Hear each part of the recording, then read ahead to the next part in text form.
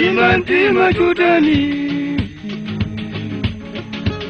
Mwalimantima chutani. Kandibweretsere mkazi si zinthu wanditengerazi. Ukufuna undithawitsire ana pano? China kudolola mwa iyeyo sindili kuchiona.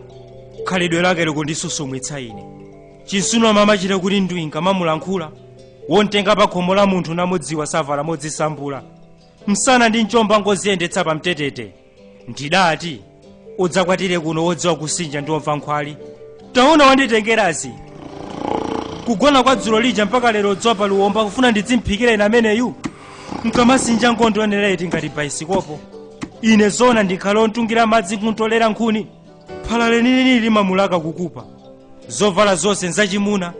Akalowa mpafa mathamo chaka sikuthawa ntchito kumeneko. Sanabwerere kusamba udzimuusa. Nanjinanja akatulukamo kudziphata kwake kuwanga lime yawa. Kalilole satayana naye amadzipenya nji kuti nkazakoyo. Kuyera kumeneko akuti sangakwenyena mapoto. Nkhulida gona menemo. Amalumbira sangadye mazanja lolotatendera akuti bola gone nayo. Kusenza madzi ndi zili mutu wapotazo atha amenewa. Kusalala nkufewa manja kwangaphikadi kwawo iwowa. Angagone mulibanda la mpana mbewa yawa. Nkhufi utilili mphutsi sabwe nsikidzi zili nyumbamo. Satithawa koma. Ngati wakumbati banja yeyo. Bwanji sakuzira kugulu ngangudulira ntsiro nyumbazi. Ndilibe mphumi atengwa pa khomo pano taona. Umamusekerera samakutchulira nchikuta dzina ulibe mfunda. Darling ndiye kanyama kanji. Simukundiopanso mpaka kumapsonana pamaso pa ine kholo. Apachire mkazi ndalamula ndine mako. Mtengo wa utereyo ngosaninyadiritsa. Kandibweretsere mkazi ndipanyape ndimene wandibweretserayo. Ukufuna mzimu wa bambo wako usagone? Dzaladzalendedza ngasinje nkupetadi yawa. Ngalawa kwelayo mbamba ashada ikakukhuthula pa mathithi. Chinkondo chimenechi chidzakuthetsa ngati apumbwa nsikidzi. Adzakuliza ameneyo ching'ang'adza atakuthawa ngati mamedzuwa lili mng'apa dazi.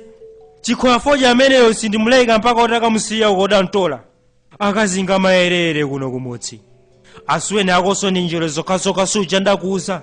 Kantule kwawo gula ameneyo usiku nziza kuno. Asolodzere kupepetula sindili muja mwakale.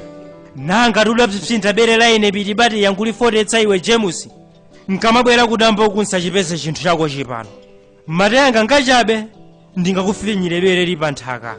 Kanditengere mkazi wochichirika ntchito zapakhomo. Mwale wodziwa kuchengeta mamuna ngobzalika maondo wapasi.